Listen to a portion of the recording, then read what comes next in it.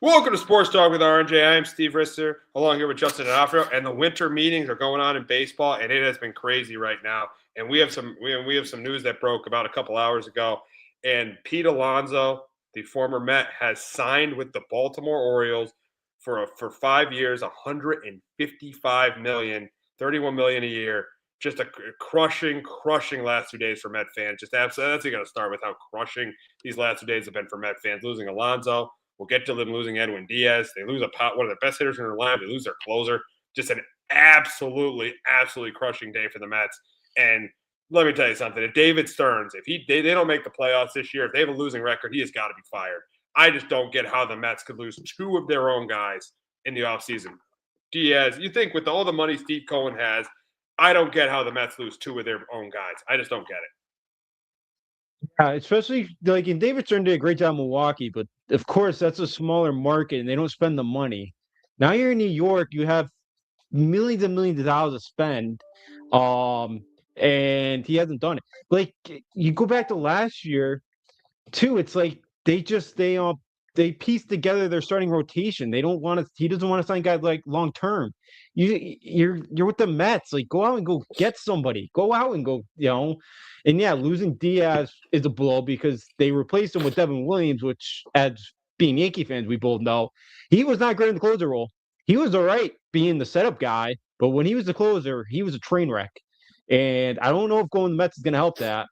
And now losing Pete Alonso, who all-time leader in home runs in the franchise, who's been like who is probably next in line to was next in line to be, to have his number retired up there, to like be the all-time Met. Like he was right there, and for them to not re-sign him, I'm not shocked because they didn't want to do it last year, but it is surprising because they don't have many of those guys like a Pete that's been there for his career, and he seemed like he wanted to be a forever Met.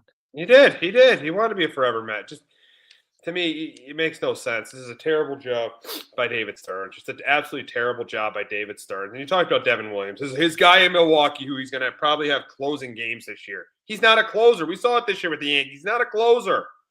Oh, it's a horrible day for Met fans. You feel bad, and it's not good for the Yankees because he's now in the division. So just an absolutely terrible. It's so bad for the Mets. And right now, the Mets are looking like a team that's going to win, 75 to 80 games. Really looks like 75 to 81 wins for the Mets right now. Seeing the fact that they early outside of Nolan McLean, that's their best pitcher. Their bullpen is a disaster, and their lineup's not going to be as good. Don't forget, they lost Brendan Nimmo too. They traded him to the Rangers. Yeah, they did. Yeah, you mentioned, because Diaz was the one guy you could count on that bullpen last year. Yeah.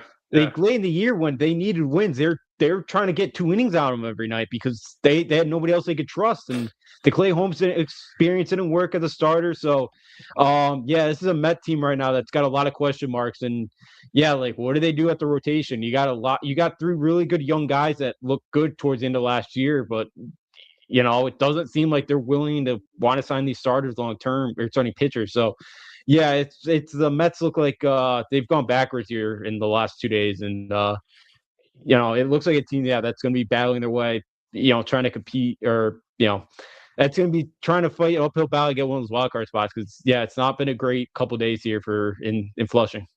Been an awful 2 days in Flushing, and the thing is like if this thing goes badly this year, Mendoza's got to go and Stearns has got to go. They got to go. There's no question. I mean, you thought 2 years ago they had a really good year. They got to the NLCS. They got to the 6th game against the Dodgers, and since then, and then they signed Soto in the offseason. But since really the second half of last year, and now this offseason, things have really gone downhill for this franchise.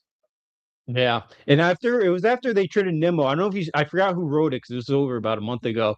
Did you see the article talking about like Lindor, McNeil don't get along, and Lindor and like Soto doesn't like how relaxed like Lindor is before a game, where Soto's like much more serious. Like so I guess those two don't really get along. So it sounds like it's a clubhouse issue, and you wonder to me that's partly why Diaz wanted out. That's why I'm kind of surprised like Mendoza stuck around because it sounds like there's an issue in the clubhouse. So right now McNeil's still there. Lindor, you can't trade Lindor or Soto. So those two guys got to figure out too. So yeah, it sounds like the Mets right now where Uncle Steve was going to come in here and turn this Mets team around. And look, they got Soto from the Yankees. Congratulations. But I hope Soto enjoys his money because look, he got it, he deserved it. But I know the Yankees right now haven't done anything either in the offseason, but the way the Mets right now are playing, I hope Soto happy he took the money.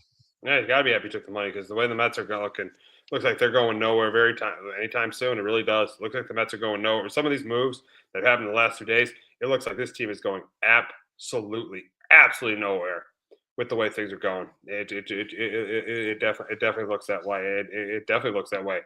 But looking at this from the Orioles' perspective, does this move make them a playoff team? Does this move make the Orioles a playoff team?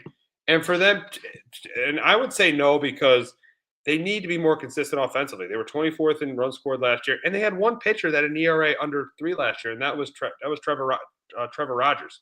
That was it. So if they could be, if Henderson and Rushman stays healthy, Henderson and as a bounce back year, and Holiday starts to play up to his potential, I think they could be. But as of right now, even though this is a big signing, I'm going to say no because they don't have the depth in the rotation.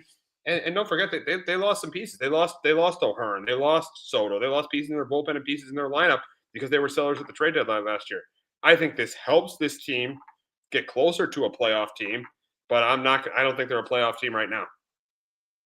Yeah, I'm with you. I don't think yet because the rotation still needs some work. That bullpen still needs a little bit of work as well. And Pete's a really good first baseman.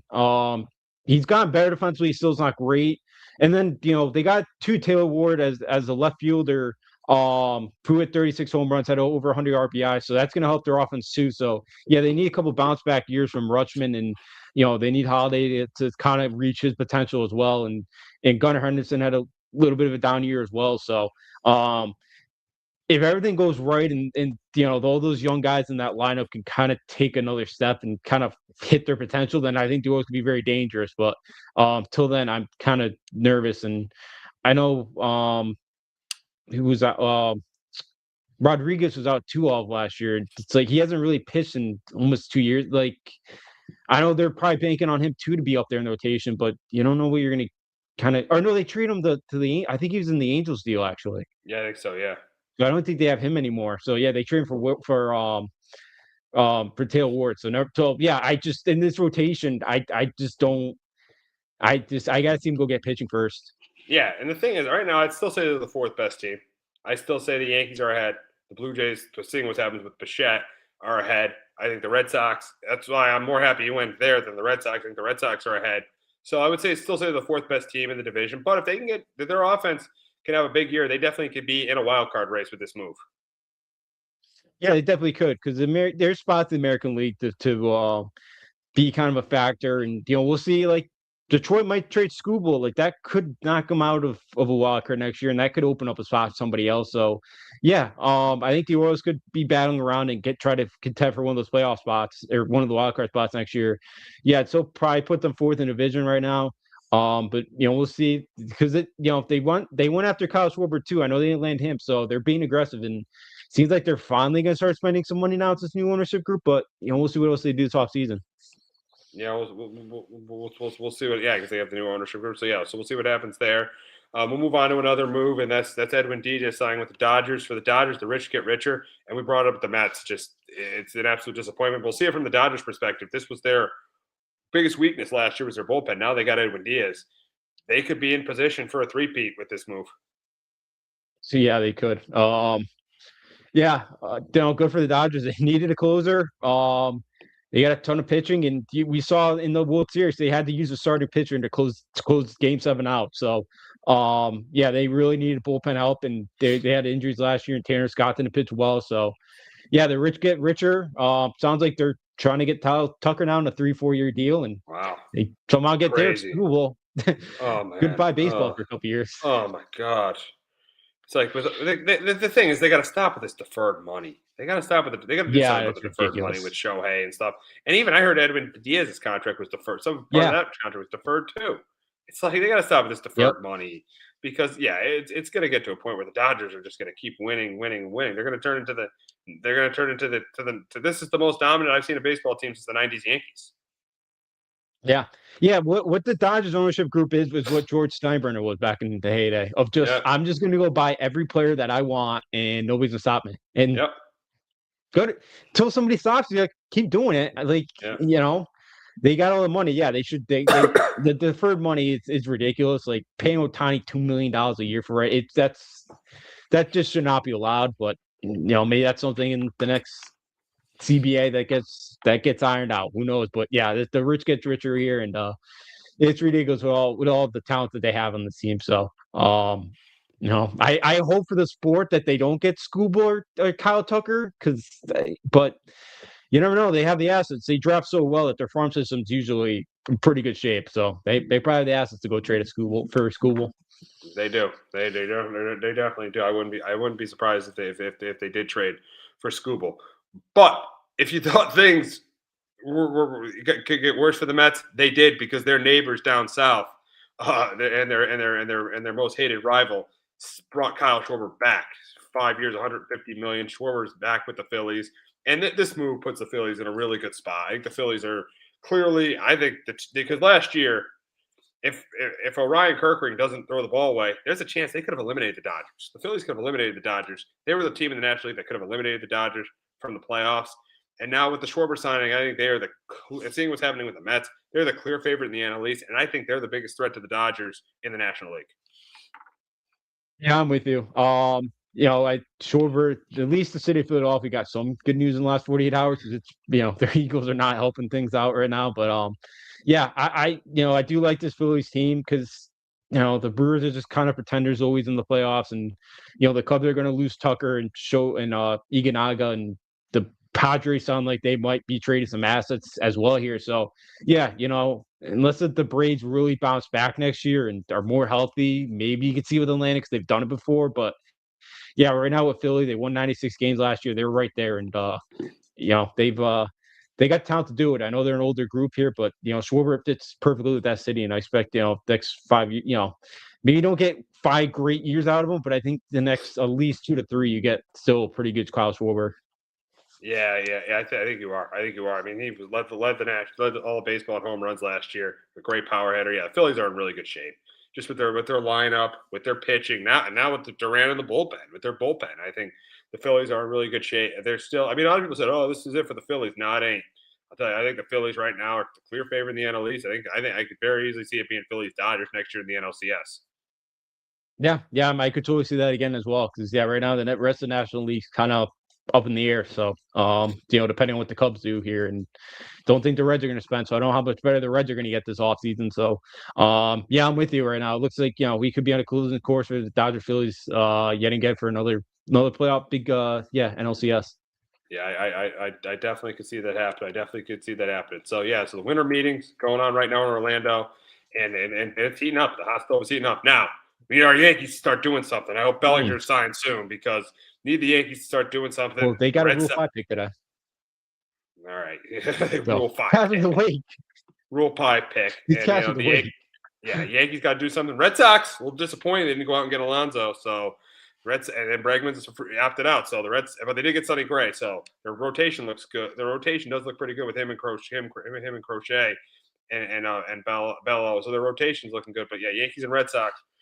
Let's see if they start making some moves. But yep, off-season in baseball has definitely been heating up. It's definitely heated up the last couple of days, and it should be heating up over the next couple of weeks as well. But we got to move on to college football and react to Sunday's rankings. This will probably be the last show that reacts to them, Sunday's rankings of the college football playoff. And to recap, you had Indiana the number 1 seed. A little surprising, Ohio State stayed ahead of Georgia. So at number 2, you got number 3, you got you got Georgia at 3. You got obviously Texas Tech, Oregon at 4, Oregon 5, Ole Miss 6. 7, you got Texas A&M, you got Oklahoma, and then 9, 10. It was 2 teams fighting for 3 spots on Sunday: Miami, Notre Dame, and Oklahoma and Alabama. And Alabama got the 9, and then at number 10 it was Miami. It was Miami who ended up getting the 10 seed. The committee ended up valuing head to head, even though they had Notre Dame ahead of them the entire time. And really, the big question is did the committee get it right? And I think they got it right with the teams. Now we'll get to the group of 5 stuff, but with the teams, I think they did get it right because I know for a while, and I did think Notre Dame should have gotten in over Miami, but I rethought it, and if you were going to put Notre Dame in ahead of Miami, what's the point in playing these tough games non-conference? There's no point. It would ruin the beginning of the college football season. So I think the committee had to put Miami over Notre Dame. The problem is they didn't see this issue earlier and have Miami ahead of them earlier. They should have had ahead of them earlier, but I do think they put the right teams in. Justin, you think the committee put the right teams in? No, they didn't. Miami, I mean, Notre Dame should be ahead of Alabama. Alabama should not be in the playoffs. I'm sorry. Wow. So 15. So in the last 3 years, there's been 16 conference championship teams that have been ranked in the CFP top 25. 15 of them have dropped. Yeah. The one who didn't is this year's Alabama team that got smoked on that football field. Why did BYU drop down? They got smoked too to Texas Tech. This is not the same old SEC. Now that everybody can pay players, they haven't had a championship team the last couple of years because everybody's paying everybody now. This is not the death machine it was 5 years ago. So it is, and this is not Nick Saban's Alabama team. This is a soft team that had -3 yards in the rushing category. Even Mark Ingram said in the Fox pregame show on Saturday night that Alabama didn't belong. It's ridiculous how they're sitting there at 9. Notre Dame is a better team. Notre Dame, if I had to make it, I would make like Notre Dame like a 5-6 point favorite against Alabama. I would. Wow. 5-6 point favorite? Yeah. I think Notre Dame's the 3rd best team in the country. Wow. You're not getting the best teams in. I get it. Like why does everybody else get judged on the conference championship game, but Bama doesn't? Why is it just the SEC? Even Ohio State dropped a spot. Come on. I know it's flip-flop with Indiana, but it's ridiculous. And Paul Feinbaum saying that if Notre Dame played Texas or Vandy's schedule, they go 7-5. Hey, Paul, Notre Dame beat Arkansas by 45. What did Texas beat them by? 2 touchdowns? Like, come on. This guy's a national college football analyst. Give me a break. He's so I can't stand him. I'm so done. I haven't watched that Tuesday night show in like 5 years because these really wow. Yeah, I don't watch. I just look at them a half hour later when I go look them up in a half hour. I don't watch it. I could care less, and this is why, because Notre Dame for 2 months or for a month was ahead of Miami, and I get why Miami jumped Notre Dame, and I'm perfectly fine with it. But you just dangled the rabbit in front of Notre Dame and said, yep, you're in, and neither team plays, and they're out now. That makes no sense, and these are why these Tuesday night rankings should not happen. Just do it once. You want to do it once like March Madness does in the middle of February and does their top 16, that's fine. Don't do it again. Don't do it every single week because it's pointless. They're absolutely pointless. Yeah, you made your point there. You definitely made your point on that rant. You definitely made your point there about it. And the thing was the committee pretty much put themselves in a no-win situation because the way it was set up in these Tuesday rankings, if they did take Notre Dame ahead of Miami, no one would play any more of these non-conference games at the beginning of the season because it would just hurt them because you're not valuing head-to-head. If that's the case, you're not valuing head-to-head. But where they ended up hurting themselves as well, though, is they had BYU ahead of Miami, but they were inconsistent about it because BYU dropped because of what happened in the conference championship games, but nothing happened to Alabama and nothing happened to Georgia because of the conference championship game. It didn't help Georgia, and it didn't hurt Alabama, but it hurt BYU. So that was very inconsistent. That was very inconsistent to me. So I could see conference championship games going away because of their lack of consistency of how they judge teams.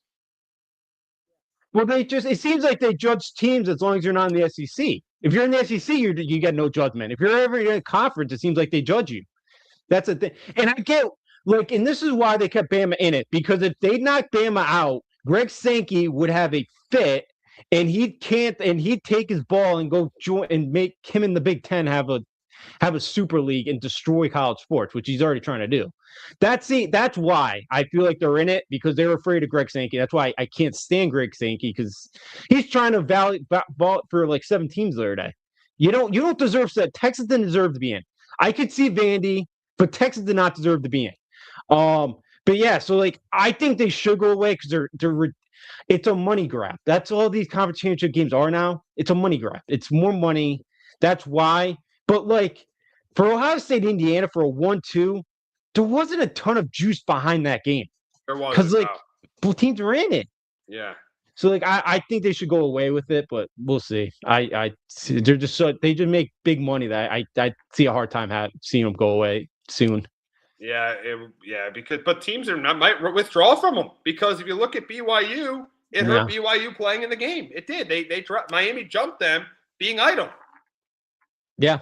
And that's the thing. No one's talking about what happened with BYU. Everyone's talking about the Notre Dame thing. No one's talking about what happened with BYU. Yeah, no, and that's a good point because I've been going on Alabama. I haven't really thought about BYU, and that is true because they played well against every other team. It's just been the one team against Texas Tech that's blown them out twice.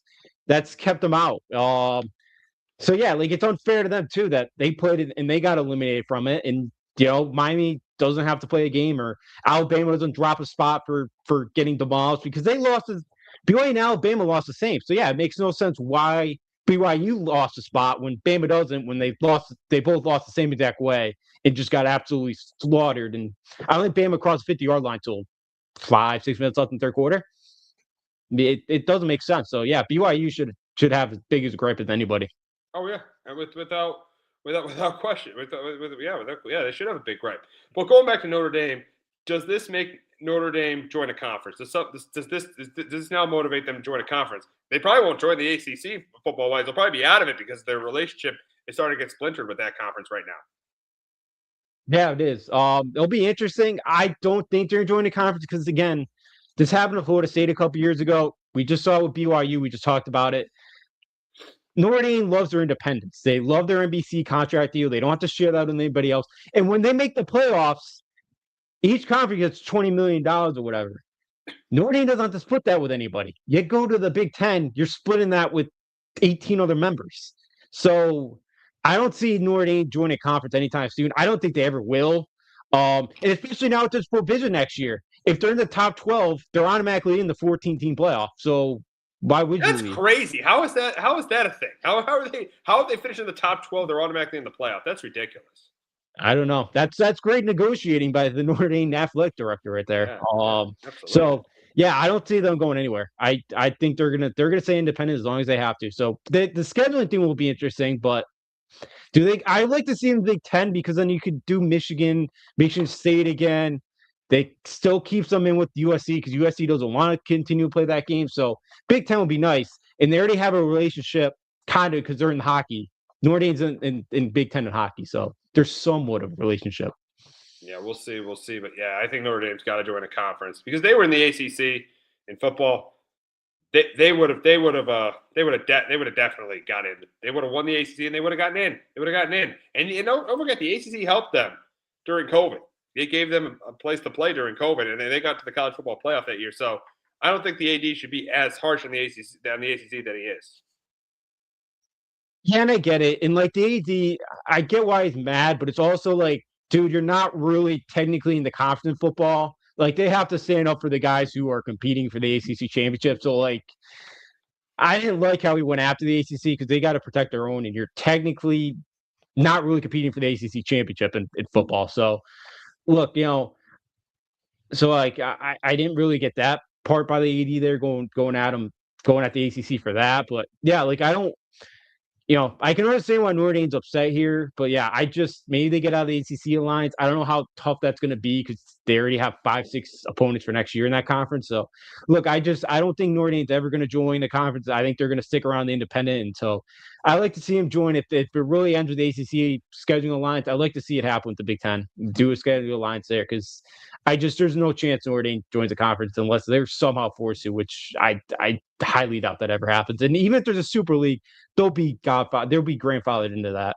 Oh yeah, they'll be grandfathered into that. But I just think eventually they're going to have to join a conference eventually, or stuff like this is going to happen to them. I just think stuff like this is going to happen to them if they don't join a conference. I think that's the biggest reason why it did happen is they joined a conference. Did you like the decision not to play in a bowl game? I thought they kind of took their ball and ran home. I felt they should have played in a bowl game. See, I didn't mind it because you're giving the blank you to the committee because they're such a big money maker. Why would you give kind of that network that's televising the playoff, why would you give them the ratings that you're going to get for playing a bowl game? So like I don't mind it. Yeah, you could. I understand the point of you're taking the ball and going home. It's not a great look, but all the players are behind it, and if you really want to end it like that, I don't have an issue. I used to love bowl games, but like it's so hard to get into them now because it's like half the teams just don't even show up. It's a great betting opportunity because you can find out early on what teams want to be or what team doesn't. You could bet on the team that wants to be there and make some money. But other than that, it's just like I don't. It's tough. So like I don't. It would love to see Notre Dame in a bowl game, but like I get it to the standpoint of why would you give that? Why would you give that network your eyeballs? And because Notre Dame is one of the biggest draws of college football. Yeah. We'll see what. Yeah, it's interesting what happened with Notre Dame. But we'll wrap up talking about the group of five and them having Tulane and James Madison in this. Should they have two teams in? Do you think they should have two teams in the college football playoff? I'm one of the bigger group of five fans out there. But 10 years ago, I'd say yes. But now in this day and age of the transfer portal, I don't think they should. But it's not their fault. It's the ACC's fault for their tie-breaking scenario. I know so that's terrible. There's no Miami should have been in that game. Yeah, they should have. And that's the ACC's fault. So look, like I think for these group of five teams now that they're just a feeder program to the power four, where all their best players are going to get plucked anyways, it's tough for these guys to compete now. So it stinks, but look, I get it. Like, college football is the one sport where it's like we don't invite the little guys because in college basketball, the best thing is the little guy in March. But in college football, it's like you want no part of them. And I get it because it's a totally different sport. But so they probably shouldn't just because Ole Miss and Tulane played, it was a 35-point game. If Oregon's healthy and their stars are back, I think that's like a 3. I'd be shocked if that's less than 24 points. Like Oregon wins by less than 24, 25 points. Like, so I get it. I'd love to see one of these years. Maybe we do get an upset. I don't think it's gonna happen this year, but so yeah, they probably shouldn't have to. But again, you blame the ACC for that. That's you just because they're the ACC. We should have known. I should have known that the ACC would somehow mess it up, and 7-5 Duke would win the conference. Yeah. They did. The ACC definitely messed us up. But my thing is, if the group of five team isn't in the top 15, they should not get in. I'm sorry, they should not get in because there's going to be two games: the 3:30 game and the 7:30 game. Thank God there's NFL games because those two games are probably going to be unwatchable. The Tulane Ole Miss and the James Madison Oregon game are probably going to be unwatchable. That's probably why they threw them on at that time, so that they didn't have to compete with the NFL. That's my thinking. Yeah. So the one thing with your theory in the top 15, I get it, but the problem is because the committee might rig it to make sure that we never have a group of five in the top 15.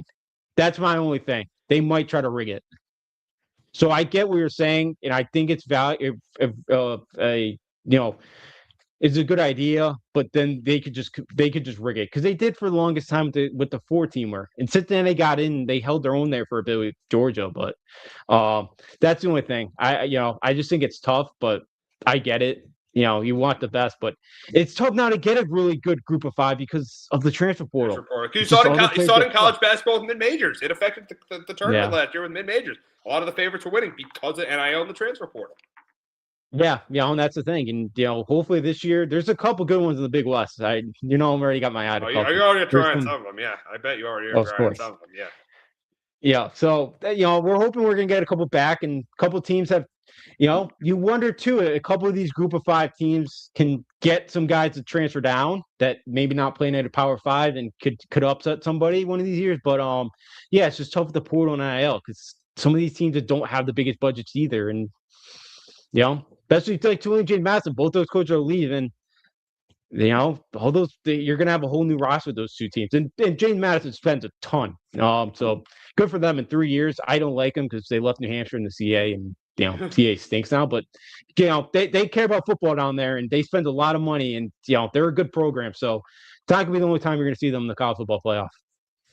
Yeah, but if they're not in the top 15, they cannot be in this because you have two unwatchable games. You pretty much have two unwatchable games in the first round, and that's just not good for the product. It's not good for the product that you have two games that are completely unwatchable in the first round.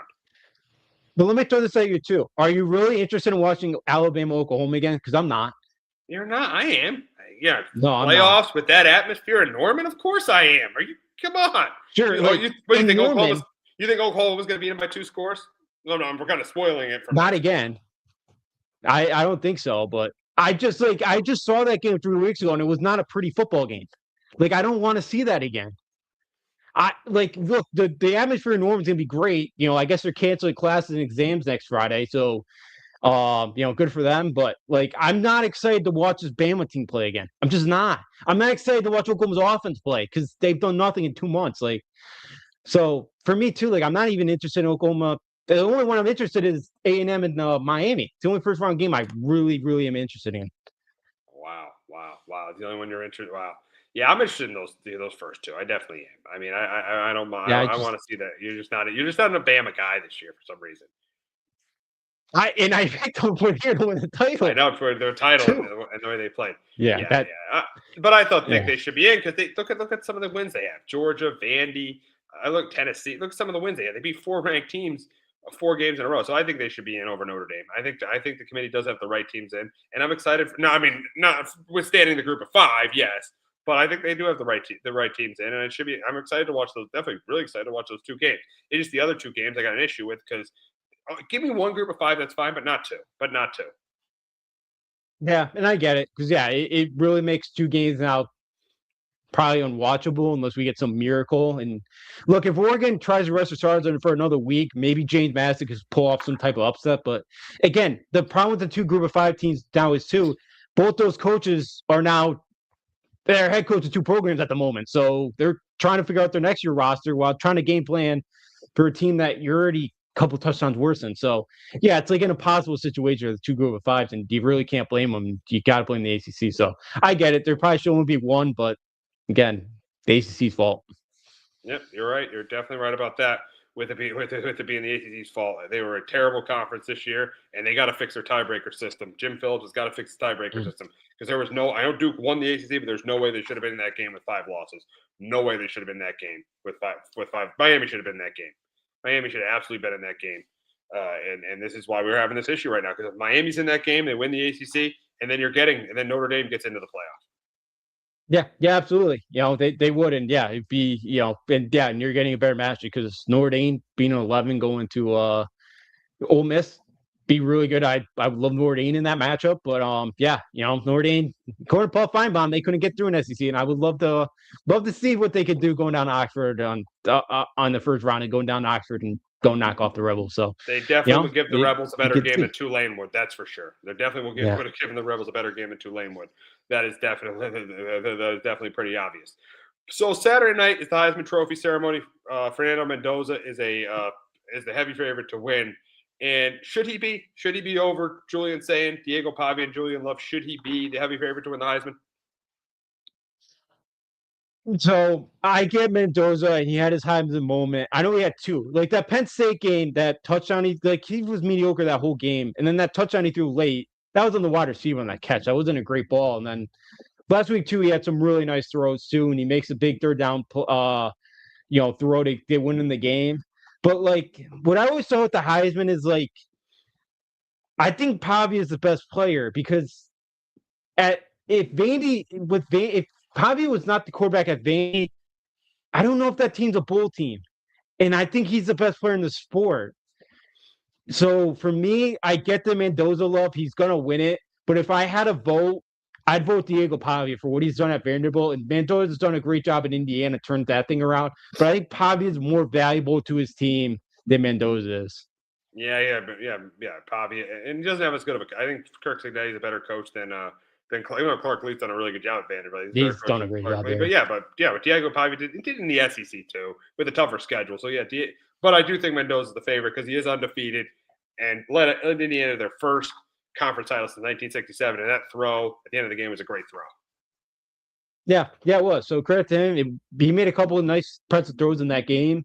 That first play of the game too, he got knocked out, and you kind of thought maybe he's gonna be out for the remainder of the game. Comes back and it leads them to the win. I think if that game goes Ohio State probably should have won that football game because their final 2 drives in the second half. But hey, they got out with the win, and so I'm with you. I think Mendoza's gonna win it, but if I had to vote, I vote for Pavia and then probably Mendoza too.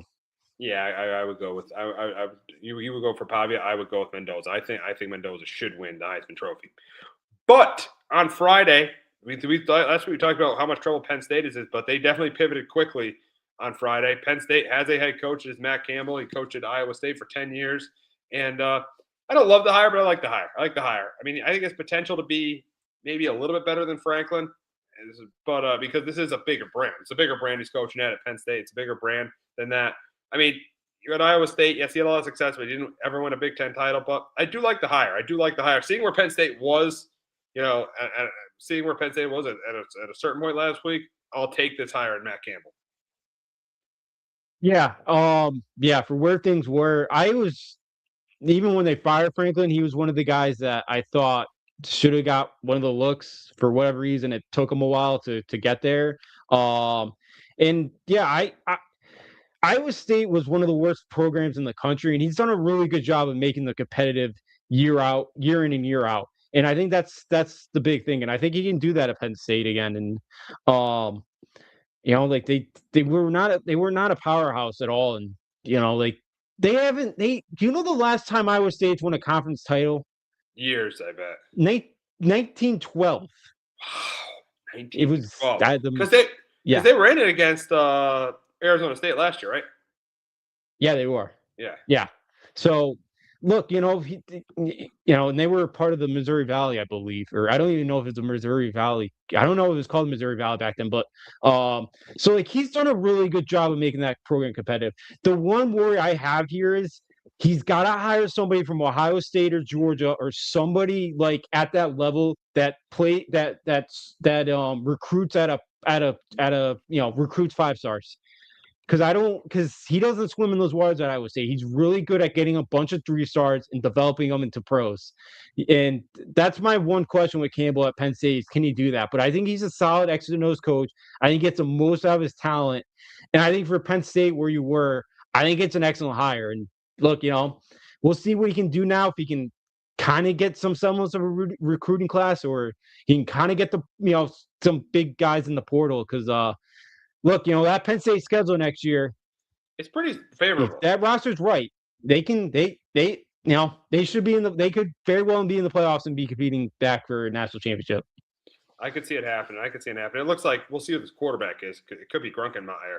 Could be the starting quarterback there. Yeah, I wonder if Rocco Beck comes with him. He's got one more year eligibility. Yeah, that'd be nice. I don't back with him. Yeah. Because he's the dad of son of a former Anthony Beck, who was a Jet. So I wouldn't mind. I would take Rocco Beck in a heartbeat to be that quarterback at Penn State. Yeah.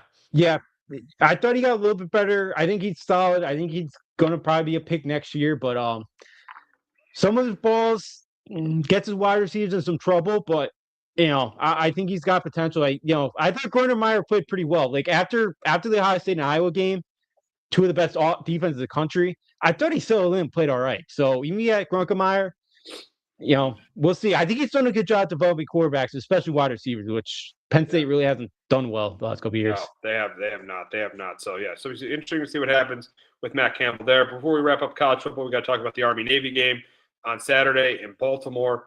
I think Navy, they're close to home. I think they win this one by 6. I think they run the ball better than Army. I got Navy by 6 over Army. Yeah, for me, I got Navy 24-17. Both teams very familiar with each other. I think Navy's a better team. Navy can hit on explosive plays, and they could set up that passing game a little bit better than Army.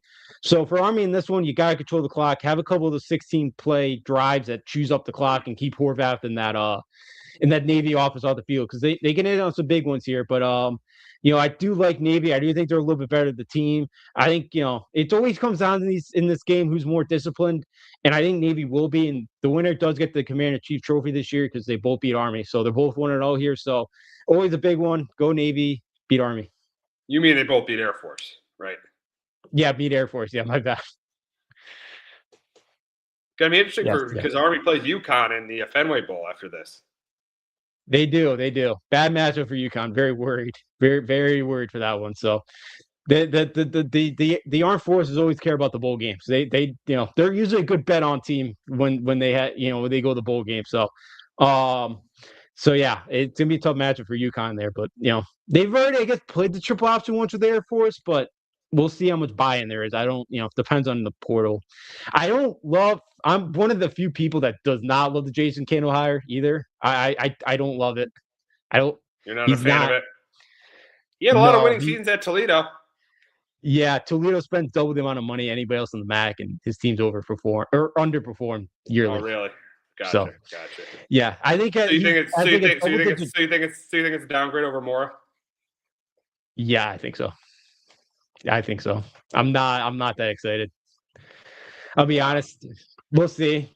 I'm hoping I'm wrong, but I just as a double digit favorite, I think he's lost like 8 or 9 games the last couple years. Like it's his team's just for whatever reason, he's not a great X's and O's coach. He's a great speaker, great recruiter, but yeah, I don't think he's a great X's and O's, and I think his team's underperform.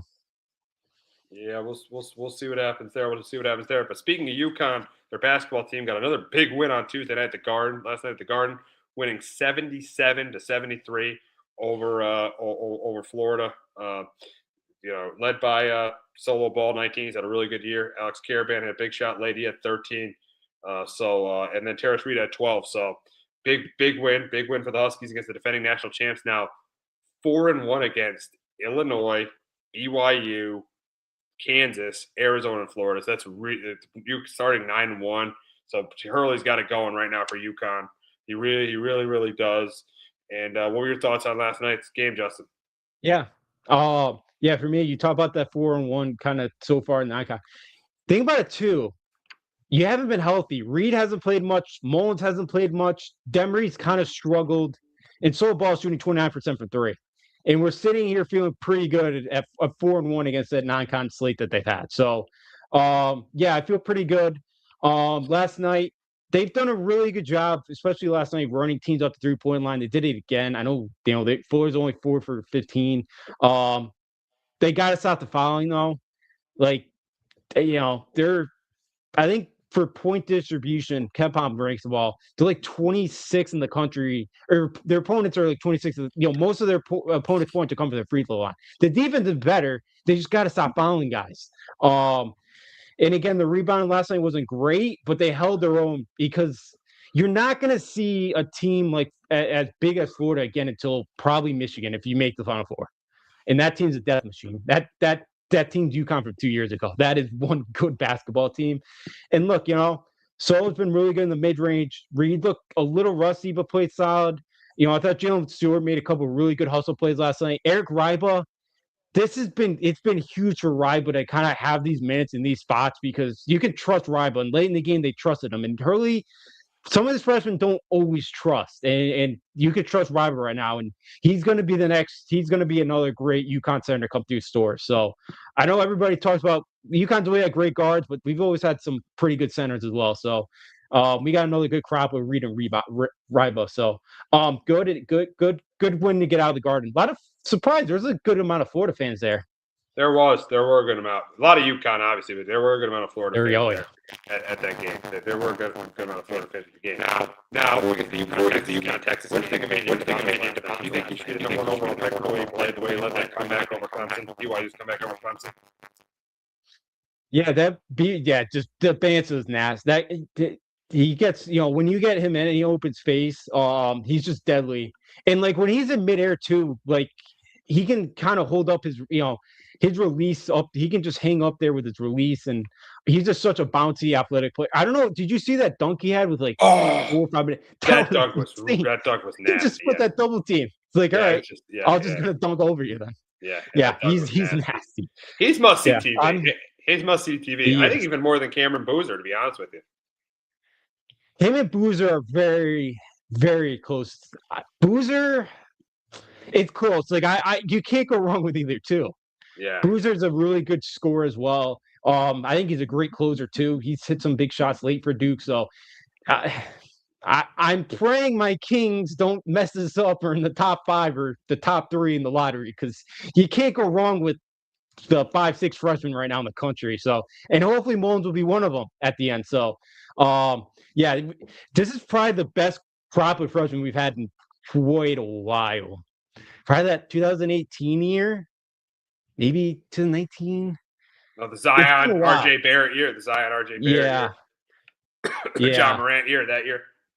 Yeah, yeah. Because man, I think the top 5 picks. I think you're getting a franchise changing guy. The Bansa, Boozer, Peterson. Oh my God, now I'm blinking a couple. I had him in my head, but like I think the top 5 or Nate met at Tennessee. I think is really good as well. I'm forgetting the fifth. I'm hoping Mullins maybe is the fifth, but like I think you're getting. I think in your top 5 this year, you're feeling great about any one of those guys. Yeah, you probably are. You probably are. You probably are.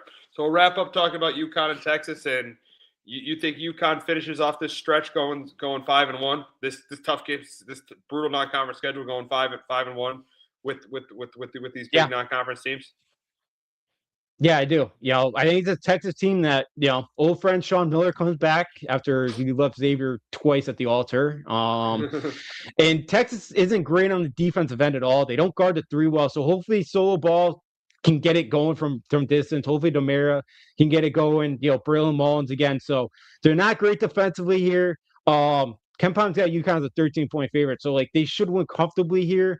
And Texas offense is pretty good. They don't have a ton of shooters. They can get they got the big kid from Lithuania. I can't pronounce his name, but solid transfer coming in from Florida Atlantic. Double him in the post because he's not a passer. I think he had 7 assists all of last year at Florida Atlantic. I think he's only got 2 at Texas. Like I double him in the post. Dylan Swain's a good player. Jordan Pope.